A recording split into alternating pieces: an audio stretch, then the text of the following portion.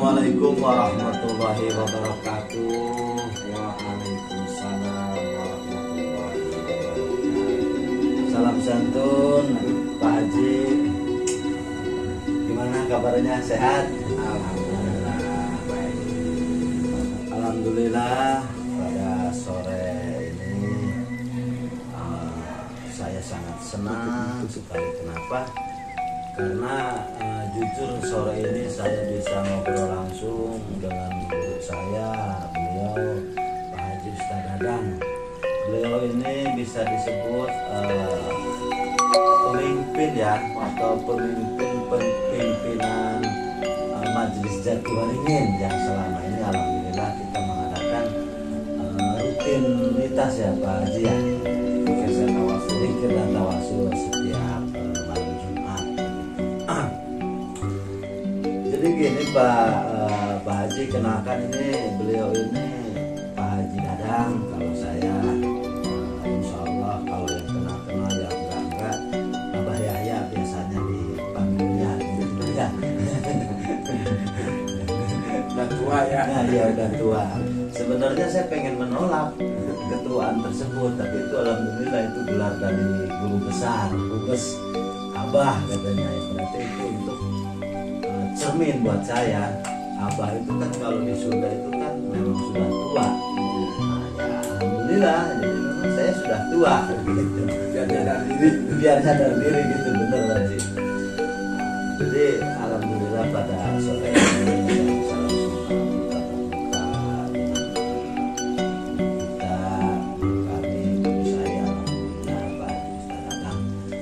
lanjut aja Pak Haji. Jadi saya itu pengen jujur aja pengen bertanya Pak Ustadz Dadang, Pak Haji Dadang tentang masalah ini bicara agak sedikit, bukan ini ya, bukan sedikit ya, ini kehuibah. Artinya kehuibah itu kita ngebahas masalah khodam. Bicara masalah khodam udah jelas itu mengandung unsur goib, itu menurut saya.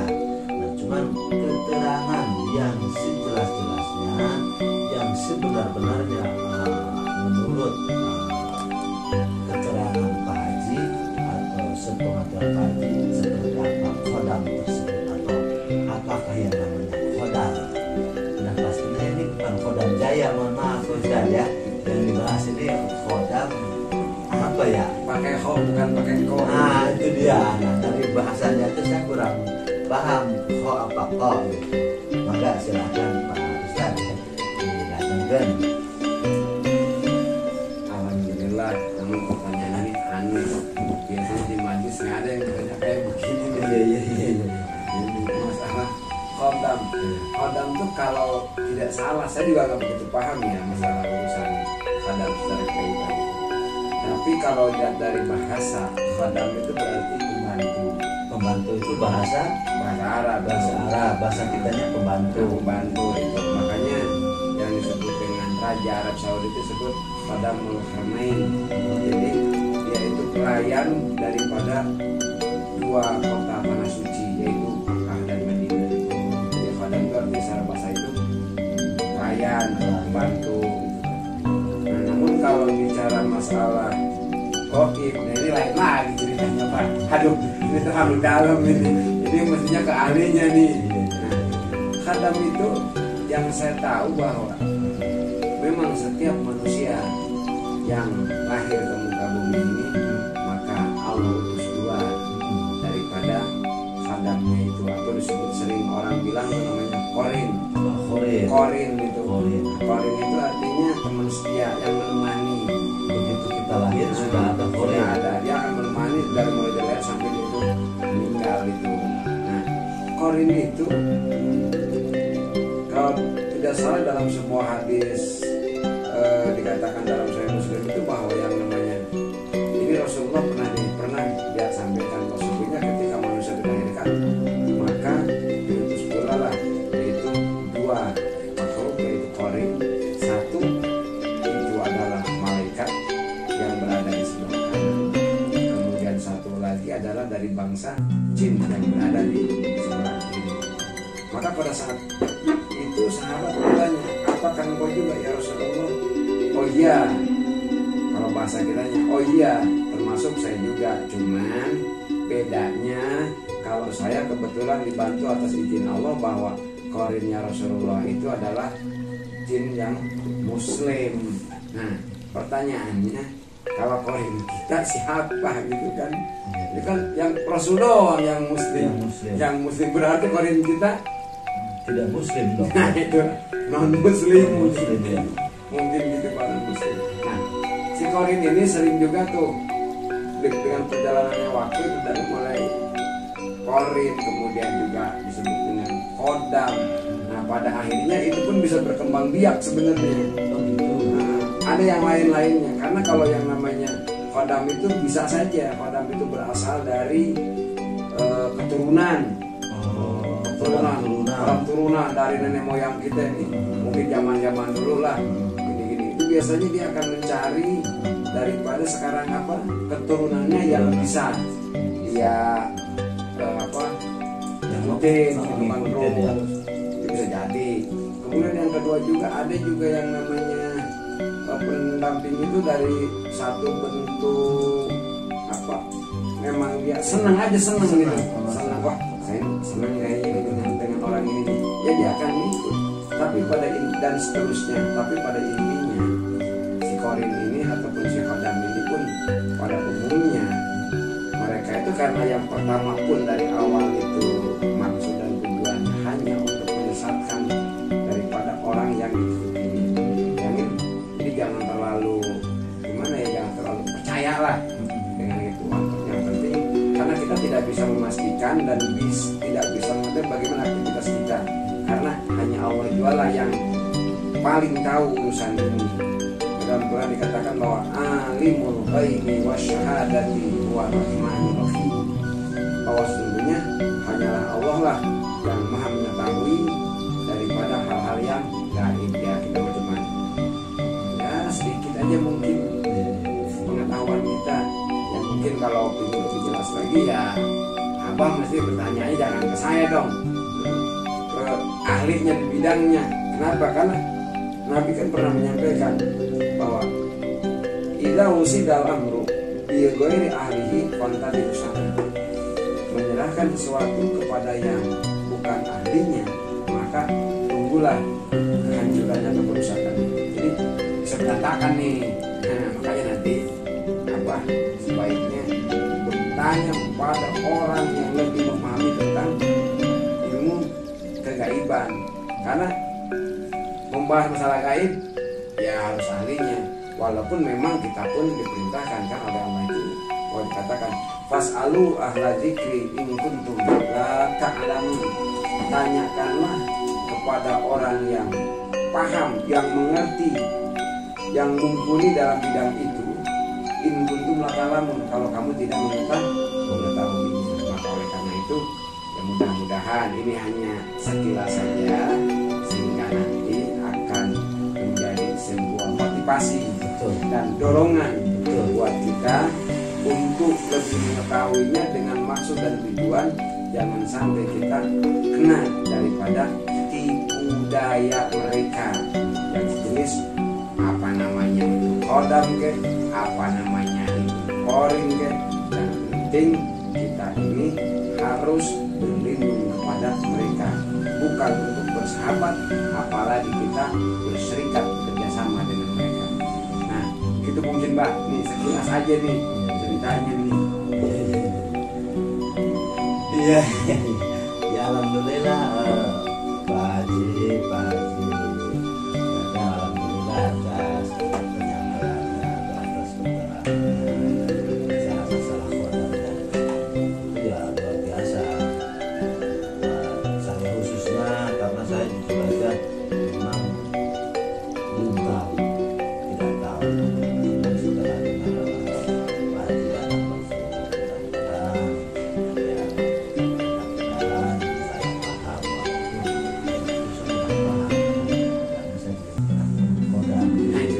sama, makanya kan orang sering cerita juga kadang-kadang kodam itu muncul dari benda-benda pusaka yang peninggalan. Nah kadang-kadang mereka juga bersemayam di situ.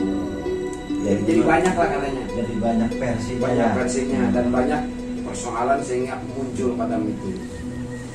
Jadi terima kasih intinya Pak Haji Dadang sudah bercerita masalah kodam. Betul, memang banyak versinya.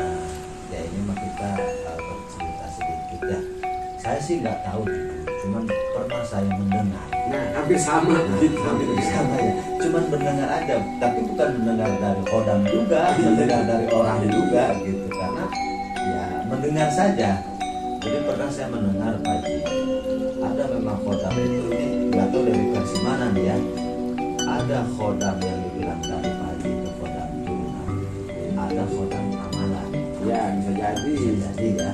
Nah kalau kodam turunan misalkan nih Pak Haji ini misalkan turunan Prabu Siliwangi, misalkan orang sakti. orang sakti. Nah beliau ini sudah meninggal misalkan, sudah tidak ada siapapun itu turunan kita misalkan. Nah turunan kita itu misalkan punya kodam pembantu, bahasa kan tadi kan pembantu. Nah, si kodam tersebut itu akan mencari sosok yang si kodam ini cocok untuk ikutin atau untuk mengabdi terhadap orang tersebut atau turunan itu.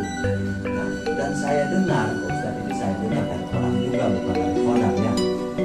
Kodam turunan itu akan setia sampai kapanpun itu orang itu dia mau berbuat dosa misalkan, mau berbuat tidak istilahnya baik apa tidak, itu akan selalu mengikuti kalau itu kodam turunan. Akan tetapi kalau kodam pendamping itu tidak. Artinya kodam pendamping begini Pak Ustaz. Jadi kita misalkan pengen kodam, kita melakukan perjanjian dengan kodam itu. Apabila saya tidak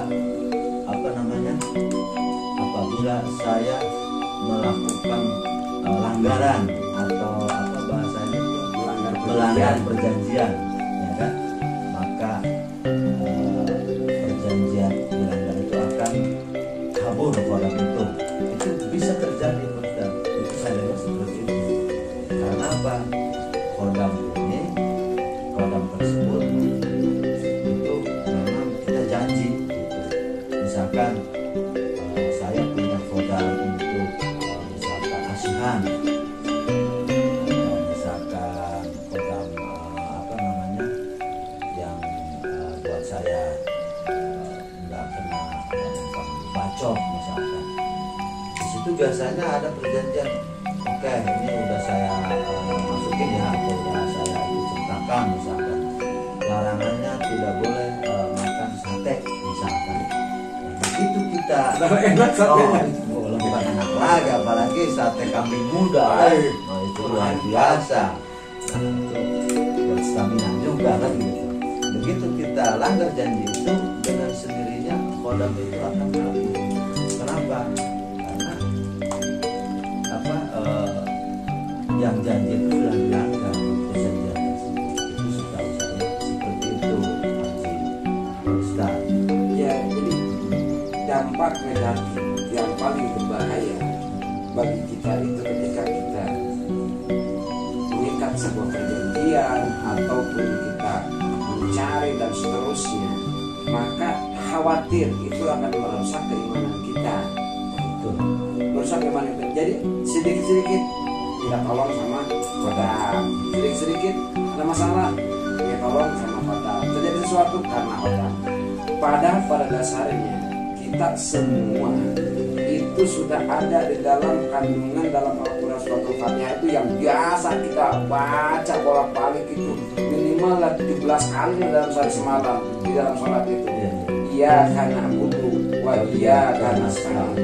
Hanya kepadamu ya Allah kami beribadah, dan hanya kepadamu lah ya Allah kami mohon pertolongan.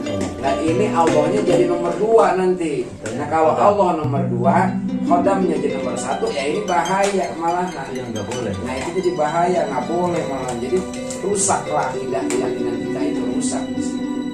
Padahal kan Allahu Somad, dialah tempat kita bergantung segala-galanya. Jadi inilah bahaya-bahayanya. Makanya kalau kita bicara masalah khadam segala macam ini, ya kita harus hati-hati lah, jangan sampai nanti niatnya kita baik tetapi hasilnya akan buruk. Justru malah dengan suatu niat yang baik ini hasilnya buruk kan berbahaya, sampai tergelincir kita kepada kemusyrikan, membatalkan daripada syahadat kita. Ini jauh lebih berbahaya. Makanya lebih enak hiduplah secara kita normal sesuai dengan aturan Quran dan Sunnah. Itu Pak. Alhamdulillah Pak Haji, makanya saya sangat berterima kasih Pak Haji sudah menceritakan menerangkan sesuai aturan kita sebagai umat Islam, syariat Islamiyah. Memang Pak Haji, kalau bicara kodam itu memang nggak ada habisnya, karena banyak versi, banyak kayak semacam ini begini, itu begitu. Tapi ya kembali lagi tergantung gimana kita menyikapinya seperti apa kan gitu. Cuman saya pernah juga dengar tuh Pak Haji, bicara kodam, kalau memang kita punya kodam atau bahasanya kita punya kodam lunak, tanpa kita pinta, apabila kita lagi keadaan sulit di alam sana, misalkan ada yang kurang bagus lah, misalkan tanpa kita ketahui, itu kodam kita, ini saya dengar nih, tanpa disuruh pun dia akan maju. Kasar ngomong, lu jangan ganggu majikan gue, kurang lebih seperti itulah. Jadi intinya tanpa dipinta pun, tanpa diperintah pun, nah orang itu jaga kita kok, jadi dia langsung maju. Itu saya dengar juga itu mah. Iya, itu hampir sama juga itu. Mungkin ada juga di dalam Al-Quran itu yang namanya junudullah, yaitu tentara-tentaranya Allah. Walillahi junudus samawati wal ardh. Wah, sesungguhnya Allah itu punya tentara, baik yang di langit dan di bumi, baik yang zahir ataupun yang gaib. Tadi apa kalimatnya apa Pak Haji? Perasaan saya pernah dengar junudullah. Walillahi junudus samawati wal ardh. Wa kana Allahu azizan hakim. Nah, itu perasaan pernah saya dengar gitu. Iya, itu ada dalam Al-Quran. Ada dalam Al-Quran ya. Kalau salah dalam surat Al-Fatah itu ya. Iya. Walillahi junudus samawati wal ardh wa kana Allahu azizan. Di situlah tentara-tentaranya Allah. Makanya namanya Allah itu innallaha ala kulli syai'in qadir. Bahwa sesungguhnya Allah itu maha kuasa atas segala sesuatu. Jadi ketika seseorang tidak bisa ditolong oleh siapapun kecuali Allah yang akan menolongnya, maka akan Allah kirim para tentara. Inilah. Nah itu kan sudah hak prerogatifnya Allah kan. Yang penting kita mintanya sama Allah aja. Adapun caranya Allah menolong kita, ya itu urusan Allah dong. Yang kita urus ya urusan kita aja. Urusan kita aja kelar kita urus, apalagi urusan Allah kan nggak mungkin. Jadi ranahnya beda-beda ya. Beda. Sama cuman intinya ibadah. Ya kadang-kadang kan kita dikebalik. Seharusnya kan iya karena wudu, wa iya karena hanya kepadamu ya Allah kami beribadah, dan hanya kepadamu ya Allah kami mohon pertolongan. Kalau kita kan dibalik, iya karena stain dulu, ya karena wudu. Ya karena wudu dulu mestinya. Ini mah ya karena stain dulu. Hanya kepadamu ya Allah kami mohon pertolongan. Ibadah belakangan gitu. Termasuk saya. Nah ini nih yang rusak gitu. Sesuatu yang akan diberikan hadiah, atau boleh hadiah bahasanya, mungkin boleh bonus lah. Mungkin kan akan melihat nih aktivitas prestasi yang kita lakukan. Betul. Contoh lah di suatu pekerjaan di kantor. Apakah semua karyawan dapat bonus? Oh belum tentu. Ini orangnya rajin, disiplin, tekun, bagus, maka si bosnya ini kan kasih hadiah kan. Lah jangan ngiri, udah males, udah jarang masuk, ya absen kagak ada, pengen dapat bonus, ya gimana? Allah mau ngasih bonus juga tergantung kepada orangnya itu. Maka yang paling penting bagi kita urusan ini satu, serahkanlah segala sesuatu kepada Allah. Mohonlah kita pertolongan kepada Allah dari mereka. Kan selalu kita bilang a'udzubillahi minasyaitonir rajim. aku berlindung kepada Allah dari setan-setan yang terkutuk. Itu kan yang gaib, jangan kan yang gaib, yang gaib aja mesti banyak menjadi setan. Kan dibilang setan itu minal jinnati panas. Setan itu terdiri dari golongan jin dan manusia. Tapi jinnya Pak Haji jangan melekat ke saya. Saya kan golongan manusia. Sifatnya yang sama, ya, sifatnya yang sama kan. Sifatnya ya. Ini sifatnya. Wujudnya sama manusia tapi kelakuannya jin. Kelakuan setan. Setan. Wujudnya oleh sifat wujudnya jin tapi kelakuannya kelakuan setan juga. Itu di situ. Padahal kita dijadikan oleh Allah itu adalah makhluk yang paling terbaik di muka bumi. Sempurna secara wujud paling sempurna, secara tugas juga paling sempurna. Kuntum khaira ummatin ukhrijat linnas ta'muruna bil ma'ruf wa tanhauna 'anil munkar. Kami jadikan kata Allah kamu semua inilah adalah umat yang terbaik. Tugasnya cuma dua. Ta'muruna bil ma'ruf, ngajak kebaikan, wa tanhauna 'anil munkar, mencegah dari perbuatan kemungkaran. Cuma itu aja yang tugas kita. Ngajak kebaikan, mencegah kemungkaran. Sekecil apapun kebaikan, ya kalau sudah kita mampu, ya kita ajak juga orang lain, Bang. Jangan apa bikin surga sendirian dong. Ajak yang lain. Kasihan juga kalau orang ke neraka kan saudara kita juga kan. Ya ajaklah, angkatlah dia. Assalamualaikum. Waalaikumsalam warahmatullahi wabarakatuh. Pak Haji, Lagi ramai banget. Ini lagi pada santai kayaknya nih, Pak Ustad. Iya. Sehat Pak Ustad. Alhamdulillah. Ini Pak Jumong nih. Ini Kang Yaya coba nanyanya masalah-masalah gaib-gaib kayak begitu. Nah, saya tadi kan bilang fas'alu ala dzikri in kuntum la ta'lamun. Tanyakanlah sesuatu yang kamu tidak paham itu kepada orang yang lebih mengerti. Nah, ini kayaknya Pak Haji lebih pas. Lah kalau nanya wudu, gimana caranya, ruku, sujud, sholat. Nah mungkin saya bisa menjelaskan. Nah kalau urusan gaib, nah ini nih, yang lebih paham gitu. Alhamdulillah Pak Haji alhamdulillah sudah datang ya. Jadi saya ini sama Pak Ustad, sama Pak Haji Dana ini lagi berbincang masalah khodam, Pak. Khodam selama ini kan, khodam itu seperti apa sih? Kan gitu. Terus khodam itu apa sih? Menurut keterangan Al-Quran, ya alhamdulillah tadi Pak Haji Dana sudah mengutarakan yang panjang lebar. Insya Allah mudah-mudahan saya paham dan ngerti. Dan soalnya saya di sini jujur aja, namanya udah sepuh ya. Jadi kadang-kadang suka olengnya itu mikirnya lama gitu. Ya harus paham, kalau nggak paham berat soalnya. Berat ya? Beratnya kenapa? Besok nanya lagi soalnya pasti kan. Nah gitu, jadi alhamdulillah Pak Haji Mo sudah hadir di tengah-tengah kita. Ya jujur aja, jadi alhamdulillah saya udah dapat pertanyaan nih, jawaban dari Pak Ustaz Dadang. Nah, saya pengen dengar seperti apa dari Pak Haji Mo bicara tentang khodam. Masalah khodam. Kodam Jaya atau Kodam apa ini?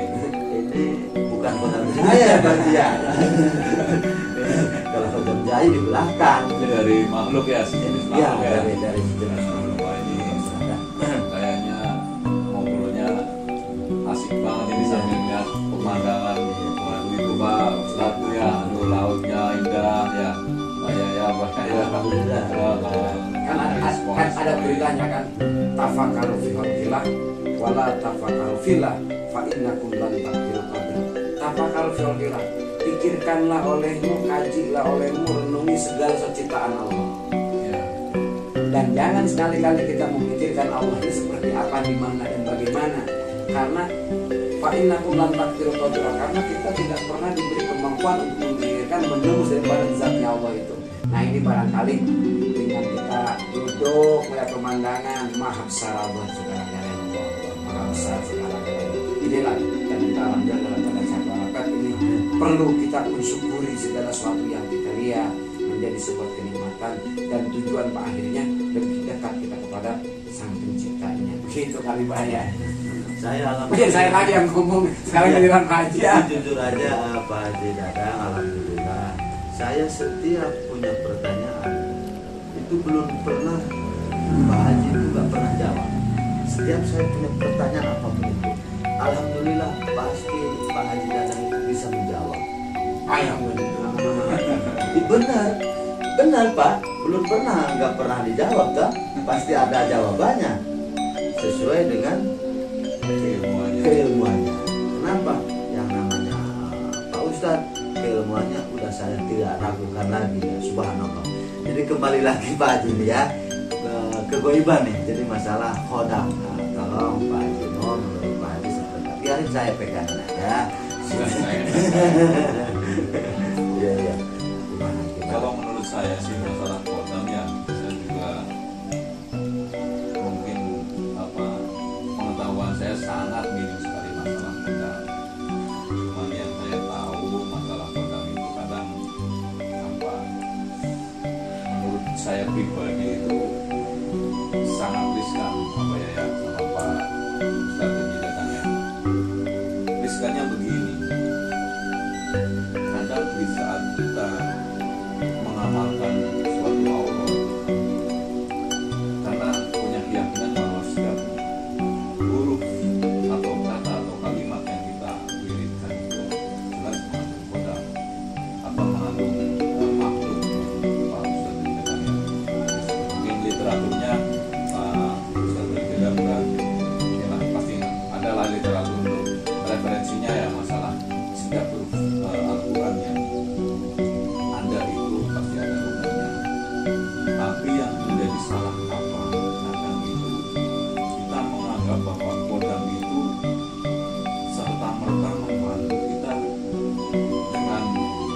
dengan ya kayak kita ini. Padahal menurut saya itu dalam membantu itu tidak gratis. Artinya tidak gratis. Ya contoh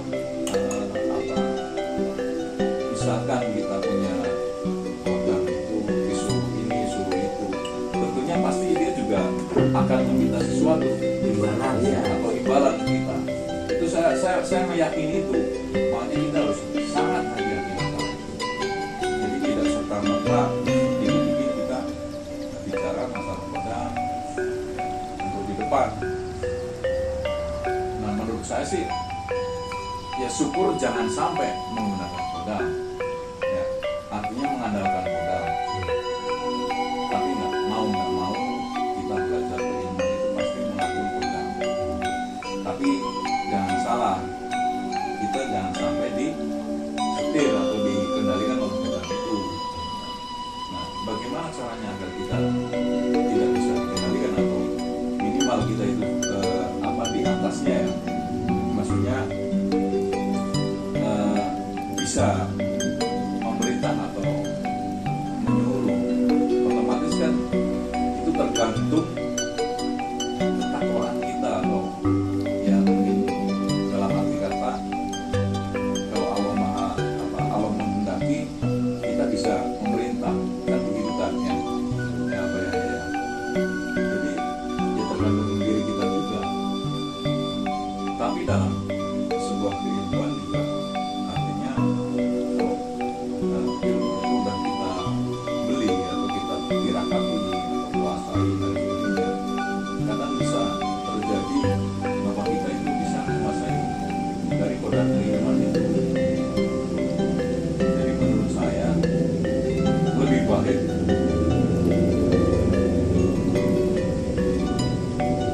baik kita itu ya udah pasrah aja kalau misalkan kita tidak tolong ada orang yang kita tolong kita, ya kita salehkan secara Islam.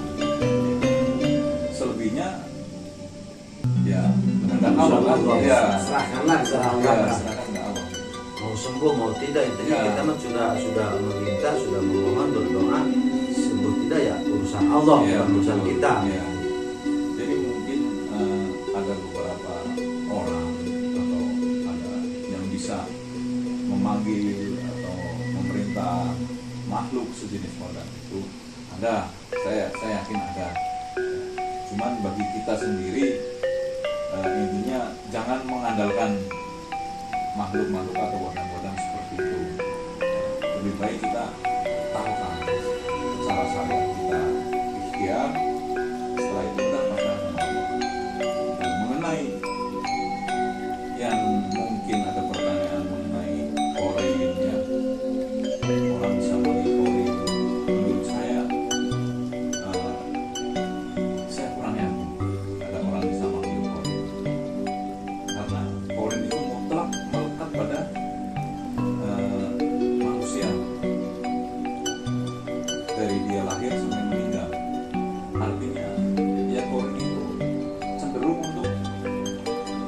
sebagai penyeimbang antara kebaikan dan keburukan.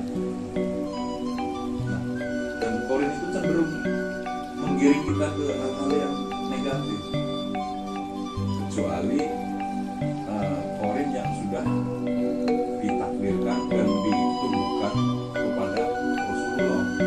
Mulai cerita. Tapi kalau kita ini siapa? Bisa mengundang korin, bisa menyuruh korin dan sebagainya. Ini tuh jin-jin juga kali ya. Pada akhirnya kayaknya sih begitu. Pada Pada akhirnya akhirnya. Nah yang dari awal ngajin ke bawahnya nggak mungkin yang menjadi biawak gitu. Juga kan. Menyerupai korin gitu Ya. ya. Makanya kita sering tertipu. Kadang yang kita megang orang yang kita panggil niatnya A, tapi yang datang B, kan kita nggak tahu juga. Betul nggak? Itu yang perlu kita cermati.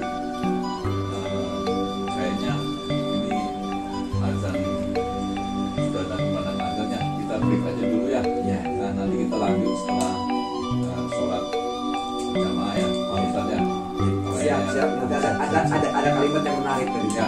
Ada kalimat yang menarik rekan Surabaya tadi itu.